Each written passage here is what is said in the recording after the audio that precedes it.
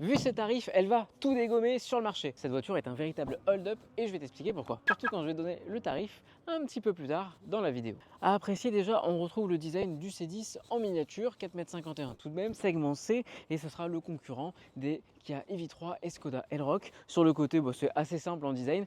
On aurait peut-être un arrière qui ressemblerait à du Range Rover en version un peu plus, pas cheap, mais moins cher quoi.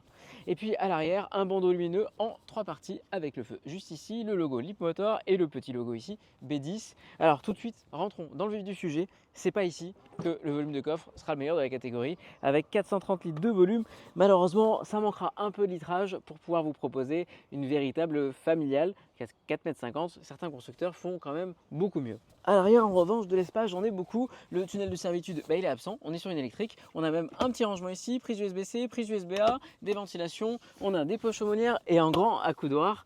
Voilà, ici c'est royal, on est pas mal. Les matériaux sont de bonne qualité. Sur les côtés, on a des petites gélules en forme pour les vitres. Bon, il n'y a ici rien à dire. On passe à l'avant et c'est vraiment là que la voiture surprend par sa qualité de fabrication. Jugez plutôt 14 pouces ici, un grand écran, des équipements qui sont tous recentrés ici. On aurait préféré peut-être un bouton pour la climatisation, mais c'est pas grave, tout est en widget juste ici. On a même des raccourcis pour désactiver ces satanées aides à la conduite horribles. Et puis ici, on a un compteur qui fait le taf, qui est tout petit, un joli volant en biton, un coloris intérieur assez clair, des matériaux de bonne qualité, des rangements ici et des petits porte-gobelets amovibles qui laisseront la place à un rangement, un sac à dos, un sac à main. Alors en France, on l'a pas, mais ici, on pourrait même mettre un petit filet et ranger des affaires juste ici. Bref, à l'intérieur, c'est qualitatif, c'est bien fini. Et pour couronner le tout, on a une musique avec 12 haut-parleurs à l'intérieur. Bon, à ce niveau-là, franchement, faudra pas faire la fine bouche. Et si le volume de coffre est petit, c'est pas ce frunk qui viendra rajouter beaucoup de volume.